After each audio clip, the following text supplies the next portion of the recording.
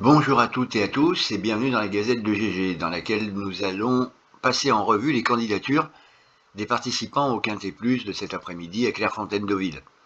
Piste en herbe sur la distance de 2400 mètres, handicap divisé, corde à droite et un terrain, même si je n'ai pas encore le pénétromètre, auquel il faut s'attendre à une valeur certainement souple, voire très souple.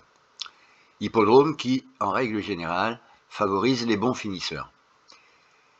Tout d'abord, intéressons-nous à la candidature du numéro 1, Avant l'orage.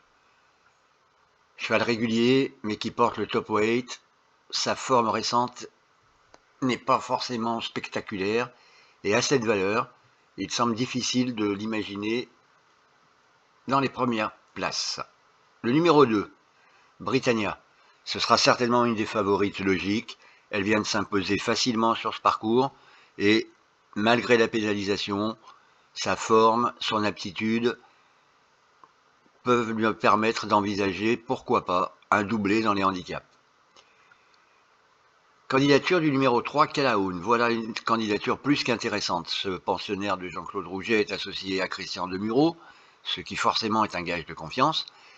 Mais surtout, il a très bien couru derrière son autre compagnon, Alpha Vaz, qui vient de se promener dans une classe 1, qui va certainement évoluer vers les listed race, et il est pris seulement en 37 de valeur dans ce quintet.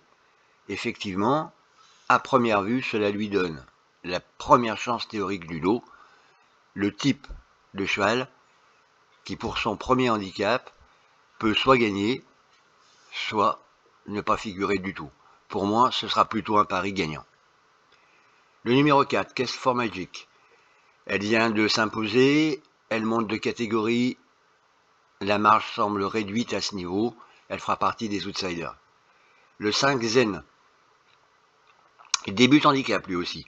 Par contre, il n'a pas les mêmes lignes que le numéro 3, ce qui paraît compliqué pour un premier handicap. Je ne le retiendrai pas et j'attendrai de le voir courir. Le numéro 6, Princesse d'amour. En pleine forme, une très bonne finisseuse.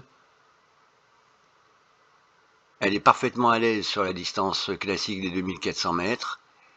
Petit bémol, effectivement, son numéro de corde, 16 sur 16, même si a priori cela a moins d'importance sur la distance classique, ça reste une petite restriction, mais c'est une candidate, au moins au quintet, sérieuse.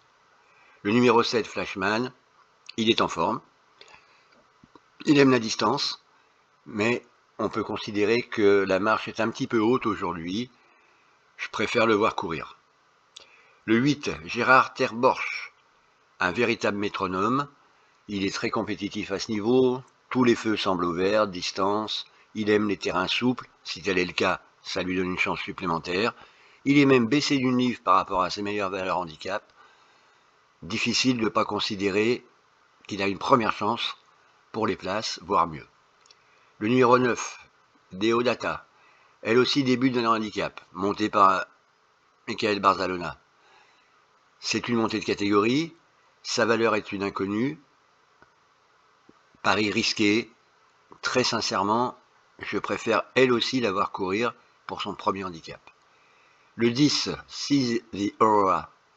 Elle fait sa rentrée, gros point noir, 3 mois d'absence, c'est important à ce niveau de compétition. On est dans un handicap première épreuve. Mieux vaut regarder comment elle va boucler son parcours aujourd'hui. Le 11, Mistress. Profil très attractif. Sa valeur semble en deçà de ses capacités réelles. Associé à Maxime Guyon, en théorie, c'est une très belle chance, là encore, pour le quintet. Le 12, Karisha.